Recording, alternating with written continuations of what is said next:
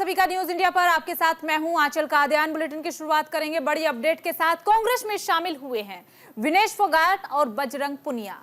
शामिल होने से पहले विनेश फोगाट ने रेलवे से इस्तीफा दिया। कांग्रेस महासचिव केसी वेणुगोपाल ने दिलाई है सदस्यता। कांग्रेस नेता उदय भान ने खिलाड़ियों का किया है स्वागत। ओलंपिक चैंपियन और पहलवान विनेश फोगाट और बजरंग पुनिया कांग्रेस में शामिल हो गए हैं। कांग्रेस में शामिल होने से पहले विनेश फोगाट ने रेलवे की अपनी नौकरी से इस्तीफा दे दिया।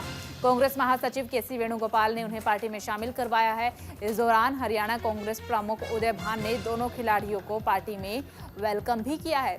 तो वहीं पर केसी वेणुगोपाल ने कहा है कि आज हमारे लिए गर्व की बात है कि बजरंग पुनिया और विनेश फोगाट कांग्रेस में शामिल हो गए हैं। उन्होंने कहा कि आज कांग्रेस के लिए बड़ा दिन है। बजरंग पुनिया ने हमसे कहा है कि वो देश के किसानों के लिए काम करना चाहते हैं। तो बड़ी अपडेट इस वक्त आपको बता रहे हैं। बजरंग पुनिया और विनेश फोगाट दोनों ही कांग्रेस पार्टी में शामिल हो चुके हैं। कांग्रेस नेता उदय भान ने दोनों का स्वागत किया है। केसी वेणुगोपाल ने सदस्यता दिलाई है कांग्रेस पार्टी की। तस्वीरें भी ये उस वक्त की आपको दिखा रहे हैं।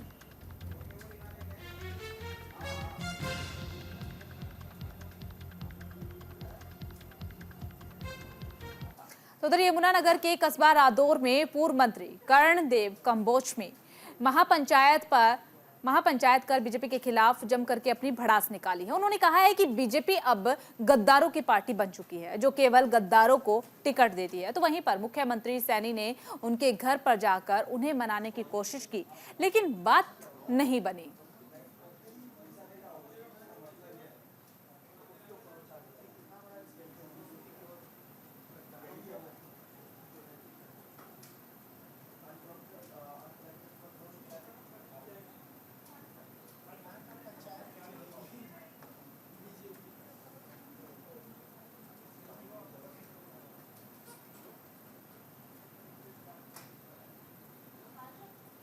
सभी लोगों में जिस प्रकार से एक रोष था, उस रोष को ध्यान में रखते हुए कि एक सामूहिक बात सब इकट्ठे होकर के कर लें और सामूहिक इकट्ठे होकर के अपना अपना निर्णय सब लेंगे।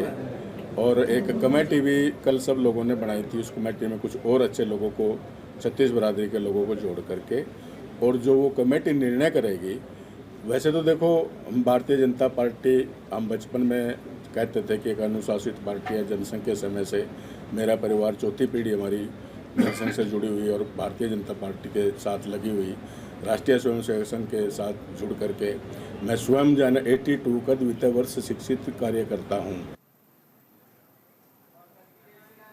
हरियाणा विधानसभा चुनाव से पहले जहां बीजेपी ने अपने उम्मीदवारों की सूची जारी कर दी है, तो वहीं लगातार विरोधाभास के स्वर भी सुनाई देने लगे हैं। दरअसल कैथल में कलायत से बीजेपी ने दूसरी बार पूर्व राज्य मंत्री कमलेश ढांडा को टिकट दिया, जिसका लगातार विरोध हो रहा। बता दें कि कलायत के वीर शिरोमणि महाराज प्रताप सामुदायिक भवन में एक बैठक हुई है, जिसमें कि 36 बिरादरी के नुमाइंदों के साथ बीजेपी नेता भी शामिल रहे हैं। बीजेपी ने ये तय किया है कि सर्वसम्मति से ये सभी अपना एक उम्मीदवार उतारेंगे। कैंडिडेट का पर आखिरी फैसला जो है वो 7 तारीख को होगा।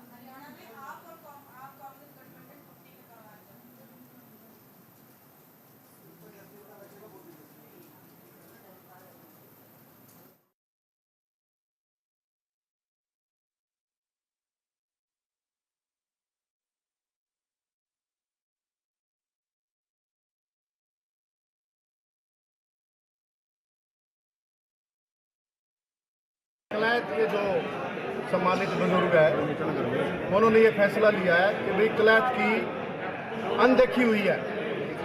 तो पार्टी, हम भी बीजेपी से बिलोंग करते हैं, तो पार्टी एक बाद की बात है। सबसे पहले अपना गांव है, अपना घर है, तो हमें भी अपने घर के साथ लग के चलना पड़ेगा। जो फैसला लेंगे उसके साथ वो सबको मान्य होगा। आगे की जो महापंचायत जो रखी है, 7 तारीख की रखी है, 7 को पूरी सर्व जातीय पंचायत पूरे हलके की कलायत, इसी में अपना महाराणा पैलेस में टाइम क्या सुबह 10 बजे का रखा है। और जितने लोग आज इकट्ठे हुए, इससे कई गुना 5 या 7 गुना लोग यहाँ इकट्ठे होंगे, ताकि हम अपना नुमाइंदा चुन सके। खबरों में आगे बढ़ते इस बीच बड़ी अपडेट मिल रही है। गीता ज्ञान संस्थान दिव्य लोकार्पण समारोह ज्ञानानंद महाराज के सानिध्य में हुआ है। कार्यक्रम का आयोजन आरएसएस के सर कार्यवाहक दत्तात्रेय होसबोले ने की है शिरकत। सीएम सैनी योग ऋषि रामदेव ने भी इस कार्यक्रम में शिरकत की है। कुरुक्षेत्र के सांसद नवीन जिंदल भी उपस्थित रहे हैं। तो जियो वेलनेस प्राकृतिक आयुर्वेदिक केंद्र और जियो डायग्नोस्टिक एलोपैथिक का दिव्य लोकार्पण समारोह कुरुक्षेत्र के गीता ज्ञान संस्थान में आयोजित किया गया है। ये कार्यक्रम गीता मनीषी स्वामी ज्ञानानंद महाराज के सानिध्य में किया गया है। इस कार्यक्रम में आरएसएस के सर कार्यवाहक दत्तात्रेय होसबोले ने भी शिरकत की है। इसी के साथ कार्यक्रम में योग ऋषि रामदेव, हरियाणा के मुख्यमंत्री नायब सिंह सैनी और कुरुक्षेत्र के सांसद नवीन जिंदल ने भी इस कार्यक्रम में शिरकत की है। मुख्यमंत्री सैनी ने इस दौरान कहा कि गीता मनीषी स्वामी ज्ञानानंद महाराज गीता का प्रचार प्रसार कर रहे हैं और देश ही नहीं बल्कि विदेशों की धरती पर भी गीता के श्लोक गूंज रही है। उन्होंने आगे कहा कि पिछले 10 सालों में कुरुक्षेत्र की धरती पर अंतर्राष्ट्रीय गीता जयंती महोत्सव बड़े ही धूमधाम से मनाया जाता रहा है।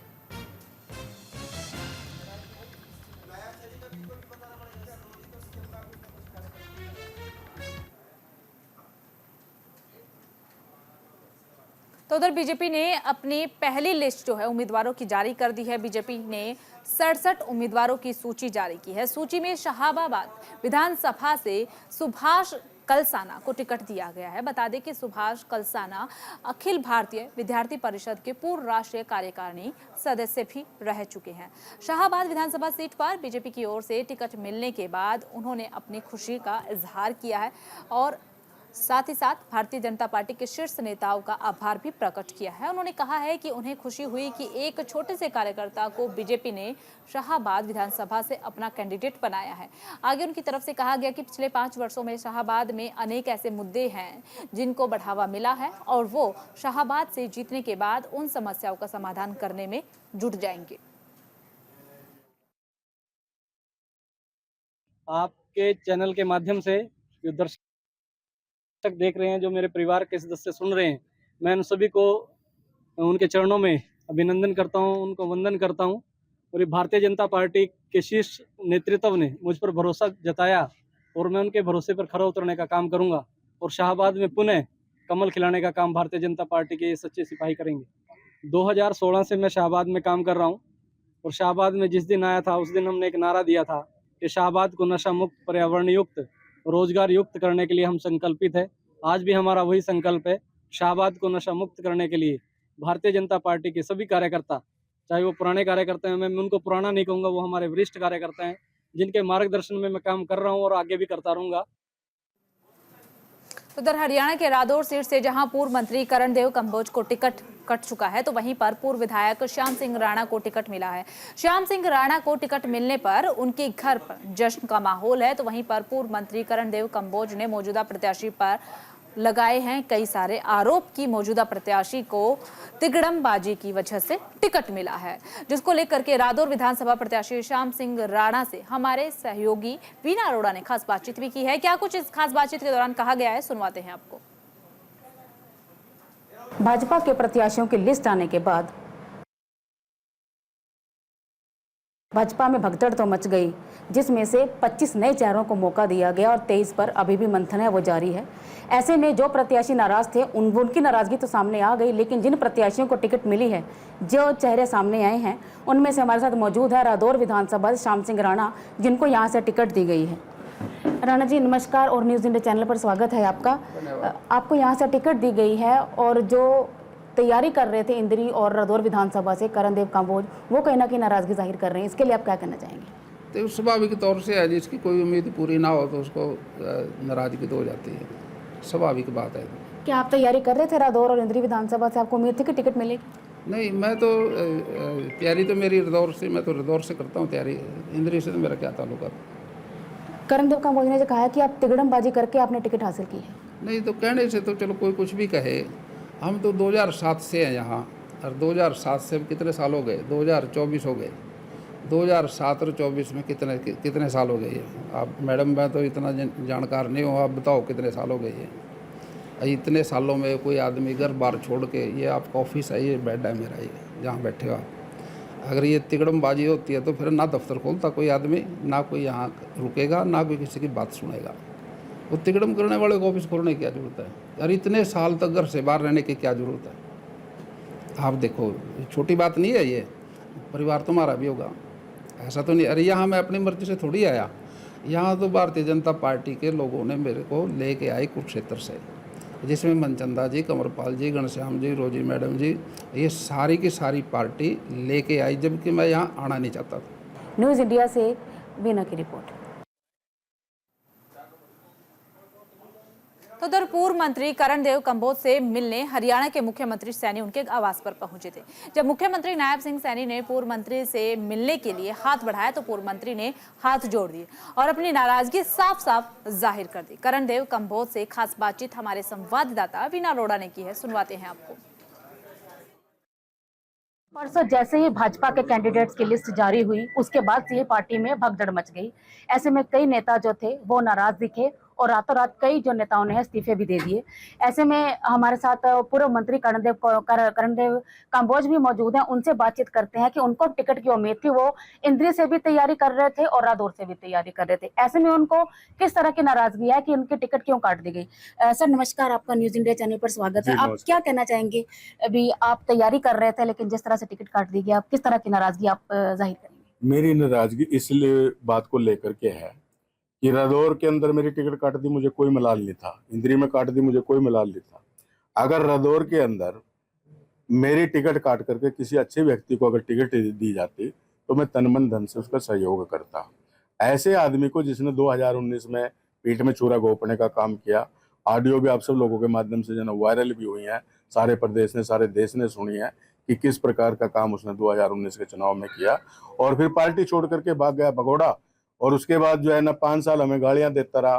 5 साल तक जो है ना इतनी भद्दी गालियां पार्टी को भी देता रहा, प्रधानमंत्री जी को देता रहा, जो प्रधानमंत्री दुनिया के आज सुपरमैन के रूप में जो है ना जिनको माना जाता है। हर व्यक्ति उनकी बात को मानने के लिए तैयार रहता है और उनको भी जो है ना उसने नहीं बख्शा। फिर लोकसभा के चुनाव में जब उनकी कुल 8000 वोटें पड़ी है और उसको लगा कि यहाँ इनेलो का कुछ नहीं है, फिर वो पार्टी उस पार्टी को भी छोड़ करके भाग गया। वहां से उसका टिकट भी घोषणा कर दी थी इनेलो ने, उसके बावजूद जो है वो छोड़ करके भागा और भाग करके फिर उसने जाकर के भारतीय जनता पार्टी में तिकड़मबाजी करके उसमें ज्वाइन कर लिया। तो वहीं इस बीच हरियाणा चुनाव पर सूत्रों से जुड़ी हुई बड़ी खबर मिल रही है। आम आदमी पार्टी और कांग्रेस में नहीं होगा गठबंधन। सूत्रों के हवाले से ये बड़ी अपडेट, सीट बंटवारे पर नहीं बनी है सहमति और अब ऐसी जानकारी मिल रही है कि गठबंधन नहीं होगा। आम आदमी पार्टी 50 सीटों पर लड़ने की तैयारी कर रही है। आम आदमी पार्टी में शामिल हो सकते हैं बीजेपी के नाराज नेता। रविवार को आम आदमी पार्टी की तरफ से पहली लिस्ट जो है वो जारी की जा सकती है। तो ये बड़ी अपडेट इस वक्त सूत्रों के हवाले से मिल रही है। दरअसल कयास लगाए जा रहे हैं कि हरियाणा विधानसभा चुनाव में एक बार फिर से आम आदमी पार्टी और कांग्रेस एक साथ चुनावी मैदान में नजर आएंगी। लेकिन अब जानकारी ये सूत्रों के हवाले से मिली कि सीट शेयरिंग पर जो बात फंसी हुई थी वो बनी नहीं है, यानी कि सहमति नहीं बनी है और ऐसे में अब कहा जा रहा है कि ये गठबंधन नहीं होगा।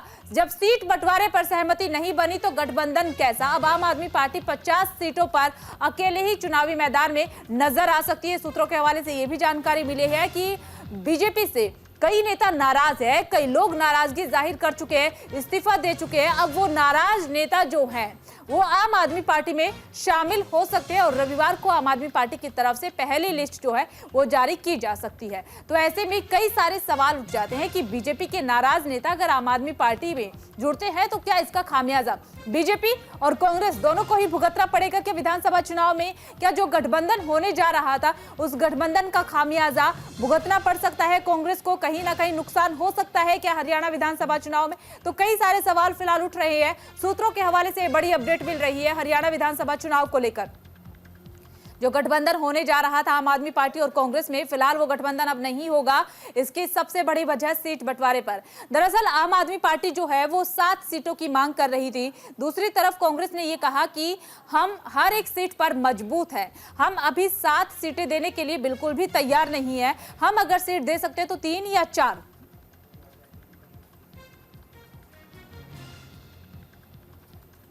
तो चलिए ज्यादा जानकारी के लिए ग्राउंड जीरो का रुख कर लेते हैं। ग्राउंड जीरो से सहयोगी वीना अरोड़ा जुड़ी हुई है, तो वहीं पर न्यूज रूम से न्यूज इंडिया के संपादक ओम प्रकाश सर जुड़ चुके हैं। सबसे पहले ग्राउंड जीरो का रुख करते हुए वीना, फिलहाल ग्राउंड जीरो पर किस तरीके की हलचल देखने को मिल रही है?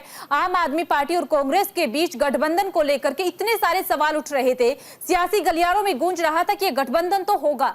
अब कहा जा रहा है कि सीट शेयरिंग पर बात नहीं बनी तो गठबंधन नहीं हो रहा है। जी बिल्कुल, मैं बताना चाहूंगी कि पहले जो बात चल रही थी कि आम आदमी पार्टी और कांग्रेस का गठबंधन होगा, क्योंकि अगर हम बात करें तो केंद्रीय नेतृत्व चाहता था कि हरियाणा में जो कांग्रेस में जो है गठबंधन से सरकार बने, लेकिन भूपेंद्र सिंह हुड्डा चाहते थे कि सिर्फ 5 से 4 सीटें ही आम आदमी पार्टी को देंगे लड़ने के लिए। लेकिन अगर हम बात करें तो कांग्रेस में भूपेंद्र सिंह हुड्डा और शैलजा और सुरजेवाला को लेकर सीटों को लेकर पहले ही घमासान चल रहा था, जिसके चलते भूपेंद्र सिंह हुड्डा 55 सीटों पर राजी हुए थे और बाकी जो सीटें हैं कुमारी शैलजा के लिए छोड़ी थी। ऐसे में अगर आम आदमी पार्टी के साथ गठबंधन करते हैं तो वो भी ऐसे में काफी सीटें जो है अपनी मांगते हैं, लेकिन जिससे चलते गठबंधन पर इनकी जो सहमति नहीं बनी है, इसके चलते जो आम आदमी पार्टी है अब जो है वो सोमवार को अपनी लिस्ट जारी करेंगे। हो सकता है जितने भी भाजपा के जो नाराज नेता है वो आम आदमी पार्टी में शामिल भी हो सकते हैं और अपने जो है 50 उम्मीदवारों की जो लिस्ट है आम आदमी पार्टी शामिल हो सकती है। चलिए ठीक है, चलिए ठीक है, न्यूज रूम का रुख कर लेते हैं। सर, आपसे जानना समझना चाहेंगे कि पहले तो गठबंधन हो रहा था लेकिन अब गठबंधन नहीं हो रहा है। ऐसे में ये भी कयास लगाए जा रहे हैं कि बीजेपी के कई नेता है जो नाराज है, बीजेपी से इस्तीफा दे चुके हैं, वो जल्द ही आम आदमी पार्टी में शामिल हो सकते हैं और रविवार को पहली लिस्ट आ सकती है। अगर वे सभी आम आदमी पार्टी में शामिल होंगे तो बीजेपी और कांग्रेस को कितना खामियाजा भुगतना पड़ सकता है? गठबंधन नहीं हुआ है तो इससे कहीं ना कहीं क्या कांग्रेस को या आम आदमी पार्टी को नुकसान होगा? देखिए, पहले तो ये समझिए कि ये गठबंधन की बात आई और गई क्यों। जब लोकसभा के चुनाव के जो नतीजे आए थे उसके बाद से ही आम आदमी पार्टी ने ये घोषणा कर दी थी कि वो हरियाणा में अपने दम पे चुनाव लड़ेगी और किसी के साथ गठबंधन नहीं करेगी। उन आम आदमी पार्टी के जो नेता थे उनका ये मानना था कि हमने ये जो गठबंधन किया है, इंडिया अलायंस जो बना है वो राष्ट्रीय स्तर पर बना है, लेकिन रीजनल पार्टियां जो है अपने अपने क्षेत्रों में अपने दम पे चुनाव लड़ेंगी और जहां पे जो पार्टी मजबूत है वो चुनाव लड़ेगी।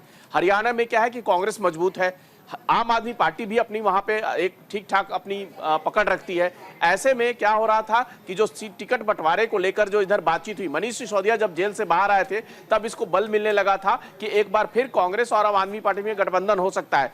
बैक चैनल पे काफी राउंड की बातचीत भी हुई, कांग्रेस के आला नेताओं के साथ और जो आम आदमी पार्टी के बड़े नेता उनके बीच में बातचीत हुई, लेकिन जैसे ही मामला जो सीट बंटवारे को लेकर आया उस पर सहमति नहीं बन पाई।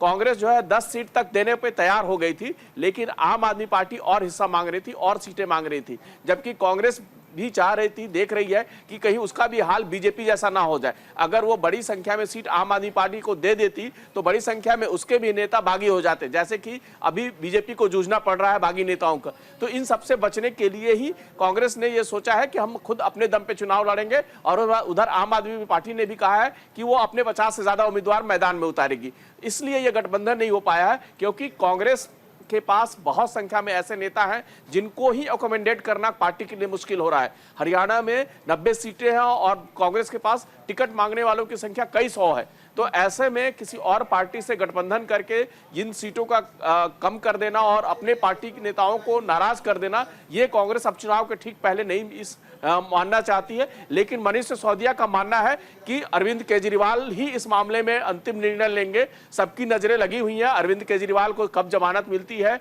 अगर वो जमानत में बाहर आ जाते हैं तो एक बार फिर इस गठबंधन की कोशिश होगी, क्योंकि अरविंद केजरीवाल आकर इस गठबंधन के बारे में फैसला दे सकते हैं और उनके आने के बाद एक बार फिर कांग्रेस और आम आदमी पार्टी के बीच गठबंधन की कोशिश हो सकती है। लेकिन फिलहाल दोनों के बीच गठबंधन बनती नहीं दिख रही है। चलिए ठीक है, आप दोनों का बहुत बहुत शुक्रिया तमाम जानकारी साझा करने के लिए। इसी के साथ खबरों में आगे बढ़ते हैं। हरियाणा के कैथल में न्यूज इंडिया ने आम मतदाताओं से खास बातचीत की है। लोगों से हरियाणा में विधानसभा चुनाव को लेकर के उनकी राय जानने की कोशिश की है, तो लोगों की तरफ से कई तरह की बातें कही गई है। लोगों ने बताया कि आने वाले समय में आम आदमी पार्टी ही होनी चाहिए, तो क्योंकि आम आदमी पार्टी ने पंजाब और दिल्ली में शिक्षा, मेडिकल फ्री कर दी है। लोगों ने आगे ये भी बताया है कि जिस प्रकार से पंजाब में चन्नी को मुख्यमंत्री बनाया था, तो उस प्रकार नायब सिंह सैनी को भी हरियाणा में एक प्रयोग किया गया है बीजेपी की तरफ से।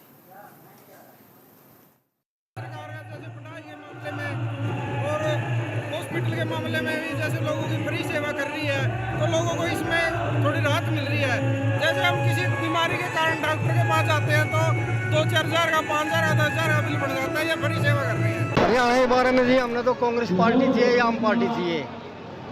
जो बीजेपी पार्टी है वो जीरो पार्टी माइनस पार्टी है।